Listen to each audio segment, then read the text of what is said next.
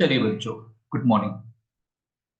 आज हम देख रहे हैं properties of correlation coefficient. First property, the value of correlation coefficient always lies between -1 to +1। जो कोरिलेशन कोएफिशिएंट होता है आपका आर ऑलवेज -1 से +1 के बीच में होता है, का तो -1 और +1 होता है। ठीक है, क्या मतलब है इन सब चीजों का? पहली बात, अगर आपका कोरिलेशन कोएफिशिएंट अगर -1 है, ये रहा, अगर ये -1 है तो उसको हम बोलते हैं परफेक्ट नेगेटिव। उसको हम कैसे कमेंट करेंगे? Perfect negative.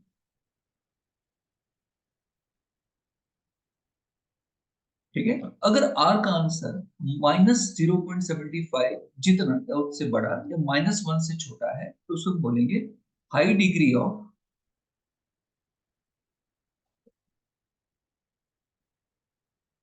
Perfect, high degree of negative relationship.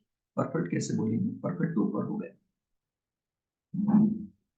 N -0.5 से इतना या उससे बड़ा या -0.75 से छोटा तो उसे हम बोलेंगे मॉडरेट डिग्री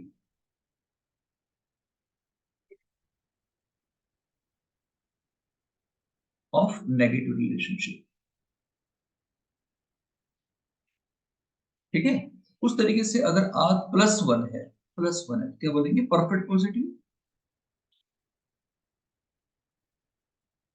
परफेक्ट पॉजिटिव का मतलब क्या? दोनों वेरिएबल का तो बढ़ रहा है, का तो दोनों वेरिएबल घट रहा है। एक्स बढ़ रहा है, वाई बढ़ रहा है, एक्स कम हो रहा है, वाई कम हो रहा है। आर का आंसर 0.75 जितना है उससे बड़ा लेकिन 1 से छोटा है, क्या बोलेंगे उसको? High degree of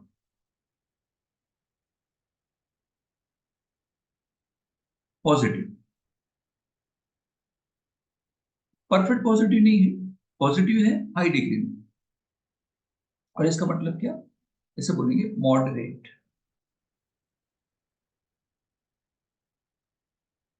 degree of positive relationship.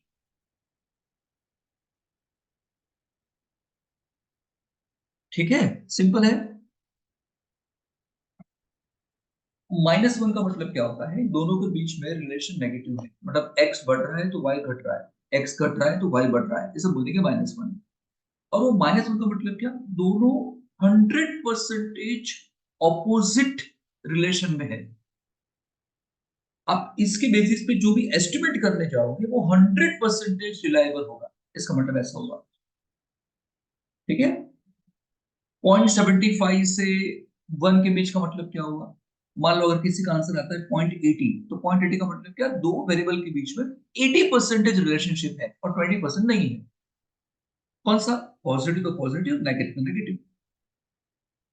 ये उसका फर्स्ट प्रॉपर्टी हुआ। चलिए, सेकंड में, सेकंड प्रॉपर्टी क्या है? तो correlation coefficient is free from unit of measurement. मतलब correlation coefficient unit of measurement पे डिपेंड नहीं करता है, वो इससे फ्री है। का मतलब हुआ इसका।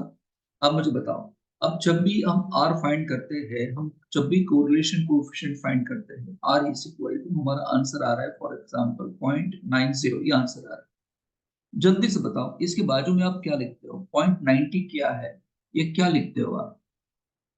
अब क्या लिखते क्या हो 0.90? 0.90 आप यहाँ कभी ऐसा नहीं लिखते कि ये केजी है या ओके क्वांटिटी है या मीटर है या लीटर है। आप कभी ऐसा नहीं लिखते, ये कभी नहीं लिखते। इसका मतलब ये क्या हुआ? It is free from unit of measurement, इससे फ्री है। आर क्या? आर क्या दिखाता है? आर ये दिखाता है कि ये जो दो वेरिएबल है, वो हो सकता है कि दो वेरिएबल क्वांटिटी में हो सकते हैं दोनों वेरिएबल मीटर में हो, लीटर में हो, अ, कोई भी उसका यूनिट ऑफ मेजरमेंट हो सकता है। ईयर्स हो सकते हैं, आवर्स हो सकते हैं, कुछ भी हो सकता है। तो कोरिलेशन कोएफिशिएंट ही दिखाता है कि दो वेरिएबल के बीच में कैसा रिलेशन है। मतलब परफेक्ट पॉजिटिव है या परफेक्ट नेगेटिव है, 90% परफेक्ट पॉजिटिव है या 90% परफेक्ट नेगेटिव है ना? ये परसेंटेज दिखाता है। ये 0.9 क्या दिखा रहा है? कि दोनों पॉजिटिव है या दोनों नेगेटिव है। और दूसरा, अगर पॉजिटिव है तो कितनी हद तक दिखा रहा है। तो ये आपको कहीं ना कहीं परसेंटेज में आंसर दिखा। आर इज इक्वल टू 0.9 का मतलब क्या हुआ, वो 90% परफेक्ट पॉसिबल। इसके लिए यूनिट ऑफ मेजरमेंट अगर केजी में होगा तो ही हम आर फाइंड कर सकेंगे, ऐसा नहीं। ठीक है, और इसलिए इसकी बाजू में कभी कुछ लिखते नहीं। थर्ड क्या है, correlation coefficient between variable x and y is the same as one of the between y and x। क्या मतलब है इसका, आप मुझे बताओ। अब जब भी आप कोरिलेशन फाइंड करते थे तो आप कॉलम बनाते थे x का, फिर आप कॉलम बनाते थे y का, फिर आप क्या करते थे, बनाते थे x माइनस एक्स बार, फिर कॉलम बनती थी y माइनस वाई बार, फिर तुम करते थे x minus x bar into Y minus Y बार, फिर x माइनस एक्स बार का स्क्वायर, फिर y माइनस वाई बार का स्क्वायर, और फिर तुम क्या लगाते थे, r इज इक्वल टू, है ना, समेशन x माइनस एक्स बार y माइनस वाई बार, यही करते थे ना। और फिर रूट में लिखा करते थे इस तरीके से, क्या लिखते थे, समेशन x माइनस एक्स बार का स्क्वायर एंड डन। तो इसका जो आंसर आ रहा था इसको हम बोलते हैं सर कोरिलेशन आर, बोलेंगे X Y, correlation between variable X and Y. तो अगर क्या होगा, अगर हम पहले y रखेंगे तो, अभी आपने पहले क्या रखा, x रखा, पहले आप x को देख रहे हो फिर y को देख रहे हो। मान लो अगर आप पहले y रखते हो और फिर आप क्या रखते हो, x रखते हो, तो होगा क्या, तो होगा कि आप कॉलम क्या बनाओगे, y माइनस वाई बार पहले कॉलम बनाओगे, फिर क्या बनाओगे, x माइनस एक्स बार बनाओगे। यही होगा ना, और नहीं तो क्या होगा। तो क्या उससे आंसर चेंज होगा, नहीं नहीं, इससे कोई आंसर चेंज होगा नहीं। पहले आप x देख के बाद में y देखते हो, या पहले आप y देख के बाद में x देखते हो, इससे कोई फर्क पड़ता नहीं है। इससे आंसर कोरिलेशन कोएफिशिएंट का दोनों केसेस में सेम ही रहता है। चलिए नेक्स्ट, चलिए प्रॉपर्टी फोर। फोर में क्या कर रहे हैं, कोरिलेशन कोएफिशिएंट यानी r is independent of change of origin and the change of scale. वो ओरिजिन एंड स्केल को चेंज करने से कोरिलेशन कोएफिशिएंट पे, आंसर पे कोई असर नहीं आता, कोई इफेक्ट नहीं आता। क्या मतलब है इसका, देखो एक एग्जांपल से समझते हैं। यहाँ देखिए, यहाँ है फॉर एग्जांपल आपका x और ये y। मान लो x है 10, 12 एंड 18, y क्या है 60, 80 एंड 100। ठीक है, ये है x एंड y। मान लो अगर इसका कोरिलेशन फाइंड करना हो, तो आप, बहुत सारी फॉर्मूला है जिसकी मदद से आप फाइंड कर सकते हो। मान लो आप ये फॉर्मूला लगाते हो, कौन सी, n summation X Y, summation x summation y, इससे करते हो नीचे n sigma X square, sigma X whole का स्क्वायर, उसी तरीके से बाकी में y लिख देते हो, y square summation y whole का स्क्वायर, इस तरीके से फाइंड करते हो। तो बताओ, ये x एंड y है, कौन कौन से कॉलम चाहिए होंगे आपको, यहाँ पे कौन कौन से कॉलम चाहिए होंगे, आपको चाहिए होगा पहले तो सिग्मा एक्स वाई। तो आप क्या करोगे, x इंटू वाई करोगे, आप करोगे sigma X Y summation X Y, पहले x इंटू वाई कर दोगे, आप यहाँ रख दोगे, इस तरीके से सबका फाइंड करोगे, यहाँ होगा ये आप यहाँ रख दोगे। फिर क्या था, समेशन x यानी इसका टोटल, समेशन x वो आप यहाँ रख दोगे, समेशन y इसका टोटल यहाँ रख दोगे। नीचे क्या चाहिए, x के स्क्वायर का टोटल, x का स्क्वायर, इसका जो स्क्वायर है इसका तुम्हें टोटल चाहिए, ये हो जाएगा यहाँ पे, यहाँ रख दोगे आप। एंड नंबर्स ऑफ ऑब्जर्वेशन की जो 3 है, और ये क्या है, समेशन x होल का स्क्वायर है, मतलब ये जो है ये है, इसका स्क्वायर है। उस तरीके से y स्क्वायर कर दोगे, ठीक है, टोटल करोगे, यहाँ रख दोगे, इस तरीके से ये वैल्यू तुम यहाँ रख दोगे। अब तुम जो r फाइंड करोगे, ये r सेम होगा, है ना, सेम होगा किसके जितना, इसके जितना, ये जो r फाइंड कर रहे हैं इसके जितना, ये क्या है सर, यहां देखिए। अब हमें ये पता चल रहा है कि ये जो वैल्यूज है ना, ये जो वैल्यूज है, ये x एंड y की जो वैल्यू है, ये x है और ये y है, ठीक है। ब्लू पेन से लिखते हैं, चलिए। ये कितना था, 10, 12, 18, 60, 80 एंड 100। अब मुझे इसको शॉर्टकट से करना है ना। मुझे अगर इसको शॉर्टकट से करना है, अगर शॉर्टकट से करना है तो मुझे क्या करना पड़ेगा, x को कन्वर्ट करना पड़ेगा मुझे u में। तो अगर मैं u लिखता हूं, u is equal to x minus A upon C X, और y को कन्वर्ट करना पड़ेगा मुझे v में, तो v is equal to y minus B upon C Y, ठीक है। अगर मैं इसका मीन फाइंड करता हूं, अगर मैं इसका मीन फाइंड करूंगा, x बार फाइंड करूंगा और y बार फाइंड करूंगा, तो उसका मीन आता है, इसका आता है 13.33 x बार, एंड बच्चों y बार आता है 80। क्योंकि वैल्यू x और y को मुझे अगर छोटा कर देना है, अगर वैल्यू को छोटा करना हो तो दो तरीके से हो सकता है, तो उसको माइनस करो तो डिवाइड करो, तो वैल्यू छोटी हो जाएगी। आप जो ये माइनस करते हो ना, माइनस ए लिखते हो, माइनस बी लिखते हो, इसे बोलते हैं change of origin, change of origin. And change of scale का मतलब क्या होता है, आप जो डिवाइड कर रहे हो ना, चेंज ऑफ स्केल का मतलब क्या होता है, तो इनटू तो डिवीजन, और ओरिजिन का मतलब क्या होता है, प्लस एंड माइनस। ओरिजिन से आप चेंज करते हो, तो आपने जो माइनस किया ना, इसको बोलते हैं चेंज ऑफ ओरिजिन, और जो डिवाइड कर रहे हो उसे बोलते हैं चेंज ऑफ स्केल। मान लो अगर x को तुमने कन्वर्ट किया u में, y को कन्वर्ट किया तुमने v में, कैसे कन्वर्ट किया, ये x 13.33 था, तो आपने बोला कि एक काम करो, मुझे x 13 है ना, तो मैं x ले लेता हूँ, फॉर एग्जाम्पल ये ले लेता हूँ मैं, यहाँ पे एज्यूम में ले लेता हूँ 12। तो बताओ 10 माइनस 12 कितना हो जाएगा, -2, ये 0, और ये कितना हो जाएगा 6। उस तरीके से यहाँ पे y माइनस बी, ये 80 था ना, तो आपने यहाँ ले लिया 80। तो बताओ 60 माइनस 80 कितना होगा, -20, लेकिन अभी भी वैल्यू बढ़ी है, तो आप डिवाइड कर रहे हो 10 से, तो ये कितना हो जाएगा, ये हो जाएगा -2, ये हो जाएगा 0, और ये हो जाएगा 2। और फिर आप क्या करोगे, आप कॉलम बनाओगे, यूवी का कॉलम बनाओगे, फिर आप यू स्क्वायर करोगे, वी स्क्वायर करोगे, है ना।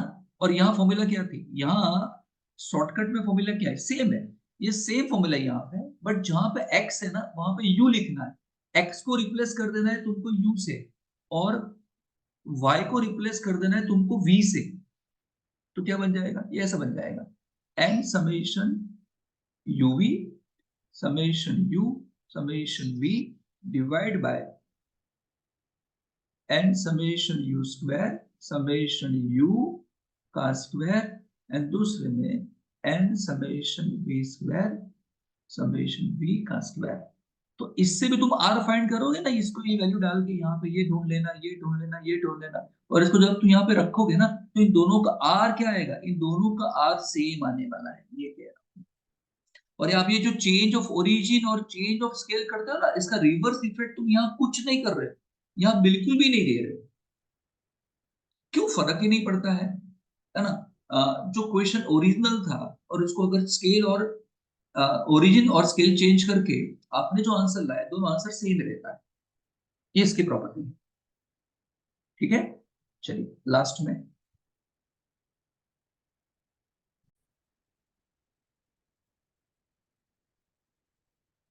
चलो लास्ट वन,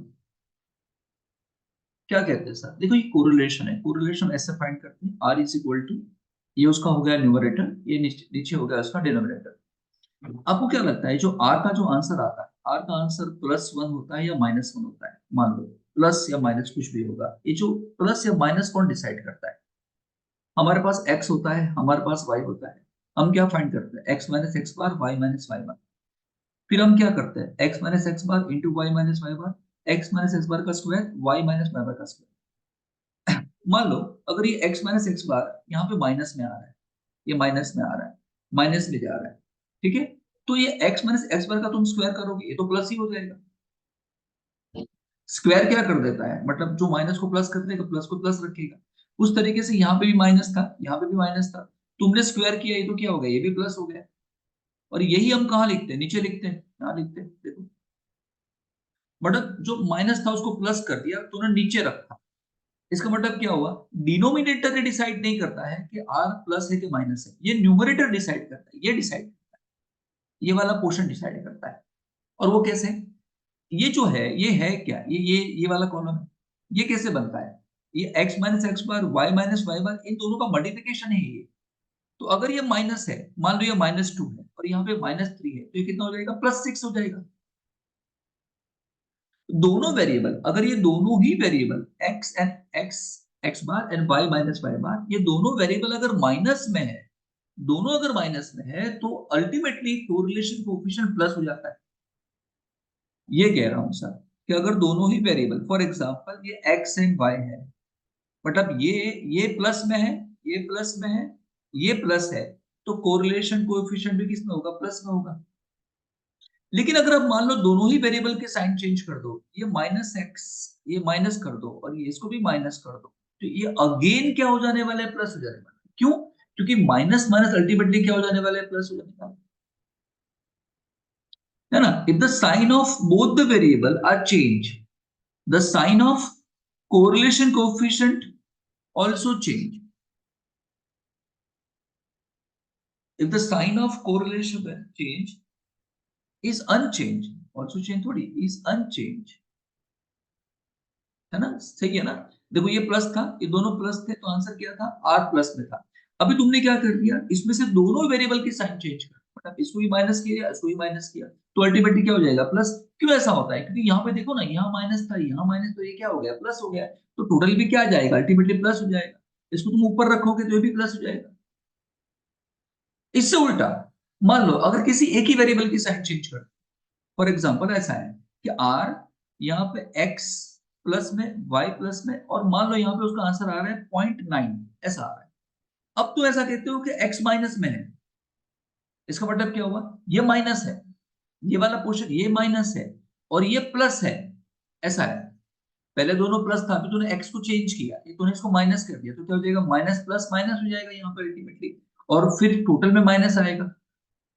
तो यह क्या कह रहे हैं, the sign of any of the two variable x और वाई में से किसी की भी साइन चेंज करोगे, बट वो पहले प्लस था अभी तुम माइनस कर रहे हो, पहले माइनस था अभी तुम प्लस कर रहे हो किसी एक वेरिएबल का, तो फिर ऐसा क्या होगा, कोरिलेशन कोएफिशिएंट चेंज हो जाएगा। समझ रहे हो ना। देखो ऐसा, आर यहाँ पे था एक्स एंड वाई, ये था 0.9, अभी तुमने एक्स को माइनस कर दिया, तो आर भी क्या हो जाएगा, -0.9। या तुमने क्या किया, y को माइनस कर दिया, तो अगेन ये क्या हो जाएगा, -0.9, है ना। अभी तूने ऐसा किया, फॉर एग्जांपल x को भी चेंज किया, y को भी चेंज किया, तो अगेन ये कितना रहेगा, प्लस ही रहेगा, सेम ही रहेगा ऊपर वाला कितना। ठीक है, सिंपल था। ओके।